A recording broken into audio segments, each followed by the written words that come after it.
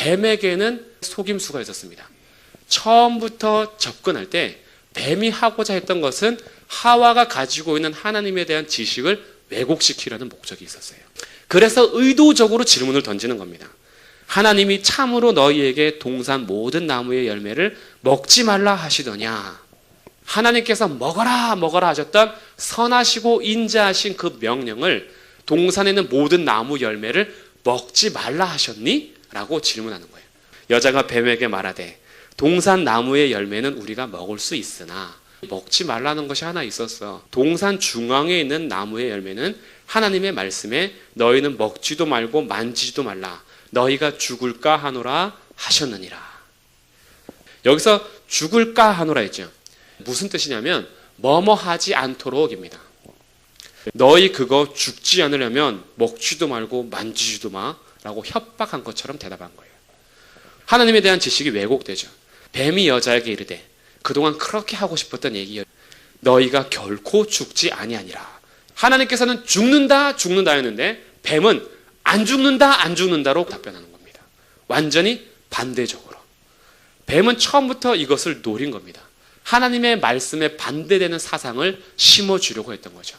너희가 그것을 먹는 날에는 너희 눈이 밝아져 하나님과 같이 되어 선악을 알 줄 하나님이 아심이니라.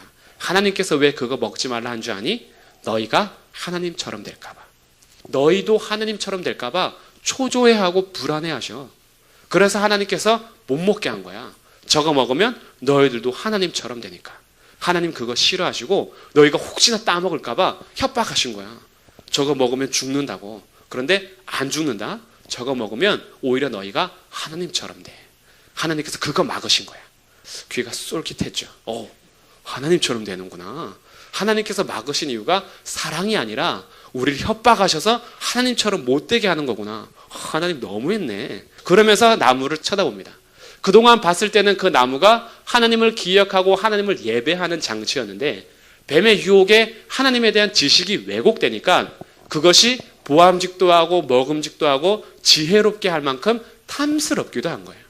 그래서 그것을 따서 먹습니다. 하나님에 대한 지식이 왜곡되는 것이 뱀의 유혹이었다라는 것을 반드시 기억해야 됩니다.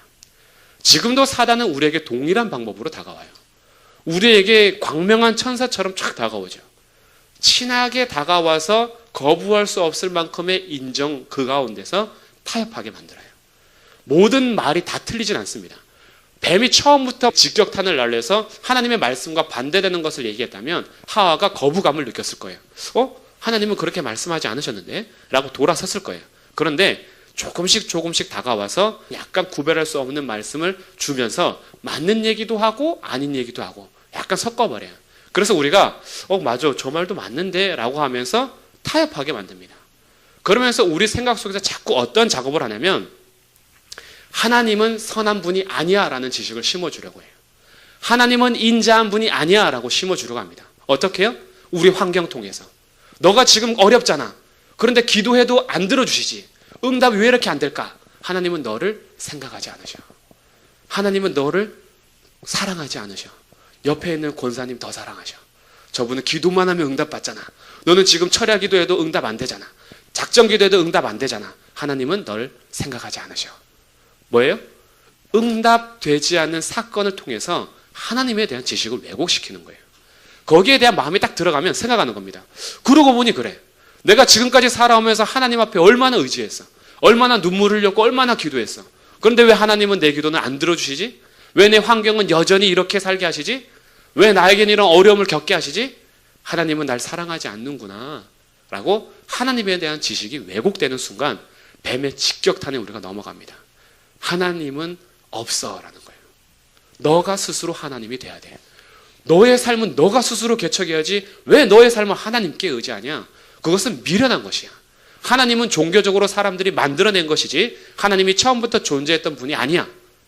그래서 생각합니다. 그래, 내가 여태까지 어렸을 때부터 그냥 교육받았던 것이 하나님인 것 같아. 하나님은 원래 안 계신데 기독교라는 종교가 하나님 만들어내놓고 나한테 세뇌 교육시킨 거야. 내 삶을 왜 하나님께 맡겨야 되지? 내 인생 내가 알아서 살아야지. 내가 개척해야지. 나 스스로 내 삶을 열심히 살아내서 일궈내야지 라는 생각을 심어주는 거예요. 그것이 선악을 알게 하는 나무실과에게 접근했던 사단의 방법입니다. 그렇다면 선악을 안다라는 것이 무엇인가? 선악을 아는 지식이란 무슨 말인가? 히브리인들에게 선악을 아는 지식은 어린아이에게는 없습니다. 그리고 노년이 되면 상실하는 것입니다. 선악을 아는 지식은 오직 성인들에게만 있는 지식입니다. 스스로 자립할 수 있는 성인에게만 갖춰진 지식이거든요. 스스로 살아갈 수 있는. 그러니 어린아이에게는 아직 주어지지 않은 것이요, 나이가 들어서 노년이 되면 상실하는 것입니다. 오직 자기 스스로 선악을 판단할 수 있는 자립, 스스로 인생을 살아갈 수 있는 성인들이 가지고 있는 지식을 선악을 아는 지식이라고 여겼어요. 하나님이 기준이 되지 말고 너가 스스로 하나님이 될 수 있는 지식을 소유해라. 내가 왜 하나님 말 듣고 살아야 되지? 나도 하나님처럼 될 수 있는데 나도 스스로 살 수 있는 지식을 가질 거야. 그것이 여기서 지혜롭게 할 만큼 탐스럽기도 한 나무라는 거예요. 하나님의 말씀에 의지적으로 반역한 거예요. 하나님을 스스로 떠난 겁니다.